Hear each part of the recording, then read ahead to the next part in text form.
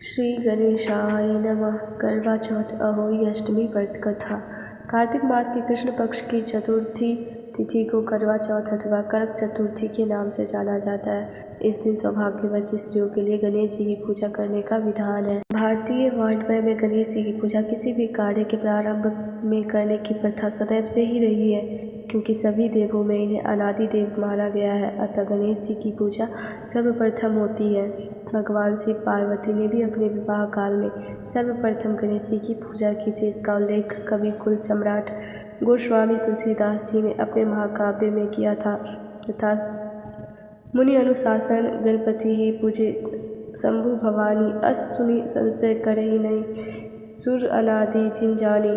गणेश जी के विघ्न विनाशक देवता के रूप में माने जाते हैं, इसीलिए किसी भी कार्य की निर्विघ्न पूर्णता के लिए इनकी पूजा को आवश्यक कहा गया है। करवा चौथ के दिन व्रती को नित्य कर्म से निवृत्त होकर गणेश जी की पूजा के लिए मन में दृढ़ संकल्प करना चाहिए कि मैं आज दिन भर निराहार रहकर गणेश जी के ध्यान में तत्पर रहूंगी और रात्रि में जब तक चंद्रोदय नहीं हो जाएगा तब तक निर्जल व्रत करूंगी। व्रत के दिन शयन काल में घर की दीवार को गोबर से लीपकर उसके ऊपर गेरू की स्याही बनाकर उसमें गणेश, पार्वती, शिव, कार्तिकेय आदि देवों की प्रतिमा बनानी चाहिए। साथ ही एक वट वृक्ष, बरगद का पेड़ मानव की आकृति बनाकर दिखानी चाहिए। उस मानव आकृति के हाथों में छलनी भी होनी चाहिए। पास में उदित होते हुए चांद भी उस दीवार पर चित्रित करनी चाहिए। पूजन काल में उस प्रतिमा के नीचे 2 खरबों, तांबा, पीतल, मिट्टी आदि से निर्मित एक विशेष प्रकार का पात्र,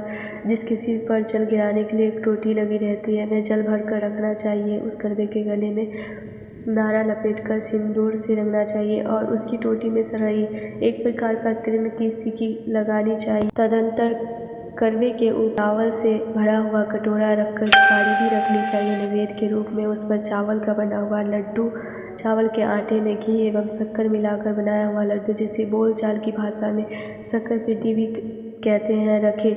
इसके अतिरिक्त प्रतिमा के पास खीर, पूरी, चावल के आटे में उड़द की पीठी भरकर पकाया हुआ पकवान, इसे लोक भाषा में फाड़ा भी कहते हैं, भी नैवेद्य के रूप में अर्पित करें। इसके अतिरिक्त ऋतु फल के अनुसार सिंघाड़ा, केला, नारंगी, गन्ना आदि जो कुछ भी पदार्थ उपलब्ध हो उसे अर्पित कर भक्तिपूर्वक कथा श्रवण करें। कथा के अंत में पूर्व में स्थापित उन करवों को दाहिनी ओर से बाईं ओर रखे हुए करवे की दाहिनी ओर घुमाकर स्थापित कर ले।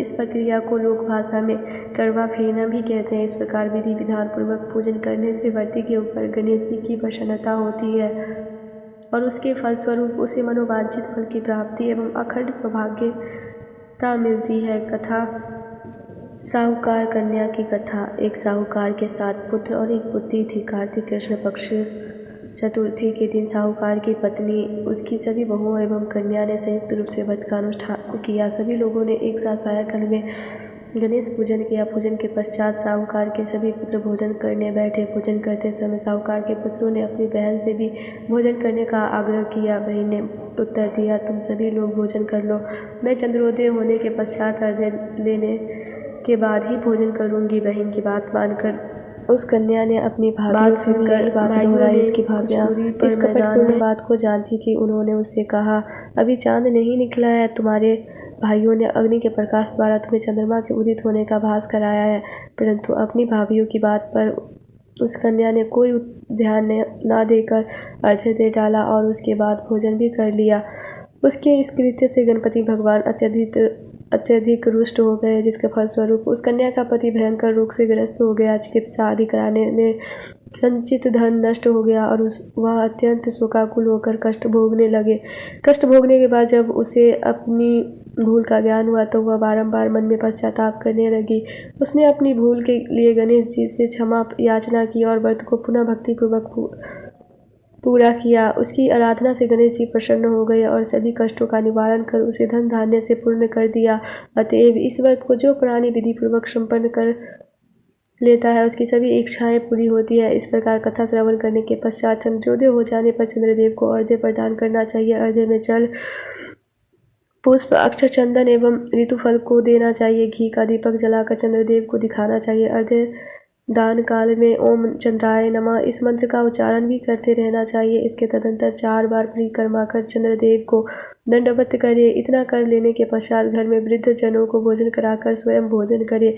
पूजा काल में व्यवहार हित पदार्थ अर्पित किए गए नैवेद्य आदि को ब्राह्मणों को दान कर देना चाहिए। इस प्रकार भक्तिभाव से जो लोग इस चतुर्थी व्रत को करते हैं उसकी सभी कामनाएं पूर्ण हो जाती है। विशेष सभी गणेश चतुर्थी में षोडशोपचार पूजन करने का विधान है। करक चतुर्थी के अतिरिक्त सभी चतुर्थियों में नैवेद्य के रूप में लड्डू का ग्रहण करना चाहिए। गणेश जी को मोदक विशेष रूप से प्रिय है। माघ मास चतुर्थी में लड्डू के साथ साथ तिल गुड़ मिश्रित लड्डू अर्पित करने का विशेष महत्व है। पूजा में चढ़ाए गए लड्डुओं में आधा लड्डू किसी सुपात्र ब्राह्मण को दान स्वरूप वितरित कर देना चाहिए। इस लड्डुओं को प्रसाद स्वरूप बंधु बांधवों के साथ स्वयं भक्षण करना चाहिए। ऐसा करने से सब सुखों का मार्ग प्रशस्त हो जाता है। इस व्रत को दिन भर निराहार रहकर स्त्रियों द्वारा किया जाता है। रात्रि में चंद्रोदय होने के बाद दीवार पर बनी हुई अहोई माता के चित्र के सामने किसी एक लोटे में जल भरकर रख दे। चांदी द्वारा निर्मित चांदी की बनी स्याऊ माद बनाकर रहने वाला एक जंतु की मूर्ति और 2 गुड़िया रखकर उसे मोटी धागा में गूंथ ले। तत्पश्चात रूढ़ी अक्षर से उनकी पूजा करे। पूजा करने के बाद दूध भात हलवा आदि का उन्हें नैवेद्य अर्पित करे। तदंतर पहले से रखे जलपूर्ण पात्र से चंद्रमा को अर्घ्य दान करे। इसके अंतर हाथ में गेहूं के साथ दाने रखकर अहोई यानी स्याऊ माता की कथा सुने। कथा श्रवण करने के बाद नारे में पिरोई गई अहोई माता को गले में पहन ले। अर्पित किए गए नैवेद्य को ब्राह्मणों को दान कर दे। यदि ब्राह्मण ना हो तो अपनी सास को ही दे दे। इसके अंतर स्वयं भोजन करे। प्रत्येक संतान उत्पत्ति के पश्चात एक एक अहोई की मूर्ति बनवाकर पूर्व के गुथे हुए नारे में बढ़ाती जाए। प्रत्येक पुत्रों के विवाह उपरांत भी इसी प्रकार की क्रिया दोहराए।